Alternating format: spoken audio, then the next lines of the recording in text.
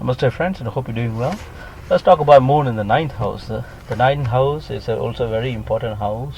It's the house to see how strong is your philosophy, how strong is your religion. It's the house of religion and God is seen in the ninth house. It's not spirituality but religion. Structured followings. You have primarily a deity where you need to worship and all that.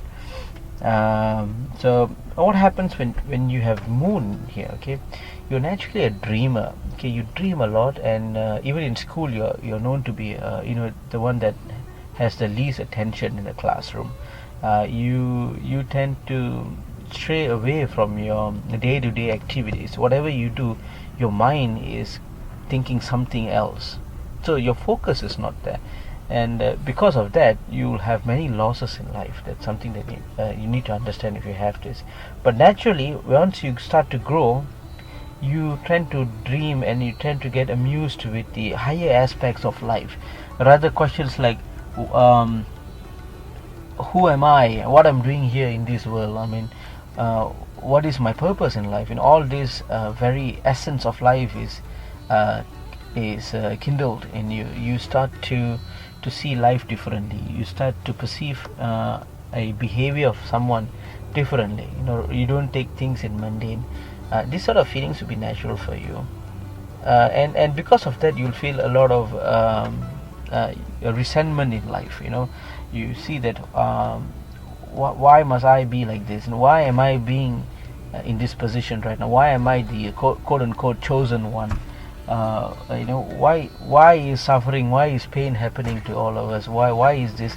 A lot of whys is starting to move in your mind. Okay, and this can lead you into a lot of pain when it comes to your day-to-day. Your day-to-day activities would be a little bit slow than the others. Sometimes it gets so slow you'll be called as the lazy one. Okay, you lose your job, you'll be doing bad in school, or in life itself. You will find it that you are the boring one. Okay, that's how is seen. People would see you if you have moon in the ninth house. Okay, you tend to spend more time when it comes to religious and philosophical ideas, which is not very how can I say, practical in this material life. Okay, and you'll come to think about it that the philosophy is life is to go through all the pain and hardship, and to reach God. That's the only way, is to go through pain and hardship, is to do rigorous religious activities only to achieve the happiness in life. That sort of mind, the sort of thoughts you'll be naturally having it. So with that said, you may not have many friends who are on the fast life, they call it.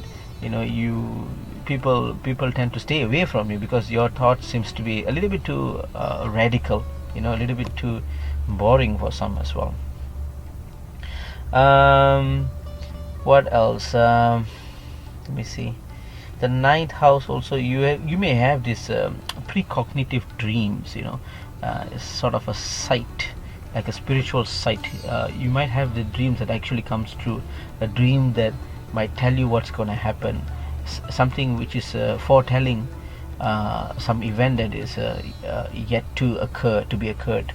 These sort of precognitive dreams will be also part of your life. Okay, your public views also. You're very critical about the people. You talk more about people, what's wrong with people, and why they're not following life which it's supposed to be. You try to correct them if possible. Okay, and this would lead into, again, you as a recluse at the end of your life. Maybe towards your late 60s or something, you will feel that you have very less and less friends, because your thoughts and ideas become stronger. Your philosophical views will become so stronger. You might write a book or two, sometime, because you are so into this philosophical thing, and you might end up writing a book. You can be even an author. All right, so there's not too bad actually, but people just don't find you to have a very nice conversation, because it's always one way. You will be controlling the conversations. because you cannot tolerate people with just secular thinking people that God is non-existent. It's all about money. It's all about free will. You don't actually go well with these kind of peoples. And naturally, people who are religiously scholars, those monks and all that, they have this kind of yogas, which is doing good for them because they are monks, right? Naturally, they love to do spirituality. They love detachment, which is why they are a monk in the first place. And if you are part of that path, then this would be great. Other than that, if you're looking for spiritual wealth, money and all that, this yoga is going to do a lot of pain for you, because it's going to suppress your materialistic gains, your gains in life. You will feel if you want to buy a house and a fancy car, it's trying to stop you and tell you, don't buy a big fancy car because it's liability. Don't buy a huge house because it's not going to do you any good. Why not just get a small apartment and just leave there? This sort of feelings will be in you, and you'll be caught between these two thoughts and trying to strike the balance. And once you can't find that, of course you'll have some mental related problems, because that's what moon does. It's all about mind. You will be the karaka for your father's long life as well. If its moon is in a good sign and a friendly sign, then your father is benefited. Your father's health will improve if you have this. Other than that, it's going to be if it's afflicted, or it becomes a functional malefic, your father's health will deteriorate because of you. What else? Yeah, that's a little bit about what I think the moon in the 9th house would do.